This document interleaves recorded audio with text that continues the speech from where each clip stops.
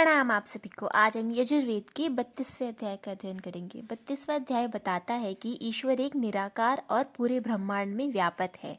वह किसी एक रूप, मूर्ति या स्थान पर सीमित नहीं है। इस अध्याय में कहा गया है कि ईश्वर सर्वत्र है और सब कुछ उसी से उत्पन्न हुआ है। उसका कोई शरीर, आकार या सीमित रूप नहीं है। वह सबका रचयिता है, पालन करता है और नियंत्रण करता है। सच्चे ज्ञान से ही मनुष्य उस परम सत्य को समझ सकता है। सरल शब्दों में ईश्वर को केवल बाहरी रूप में नहीं बल्कि सत्य और ज्ञान में खोजो।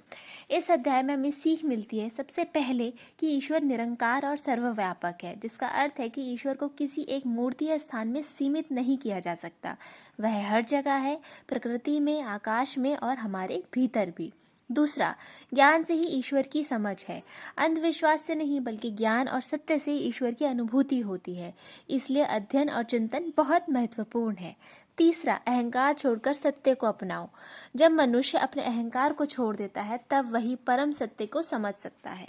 चौथा, सभी के लिए एक ही परम सत्य है, चाहे कोई किसी भी धर्म या संस्कृति से हो।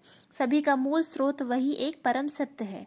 इसलिए मानवता और एकता का भाव जरूरी है। आज दुनिया में धर्म के नाम पे बहुत विवाद है। यह अध्याय सिखाता है कि सत्य एक है, मार्ग अलग अलग हो सकते हैं, लेकिन परम लक्ष्य एक ही है।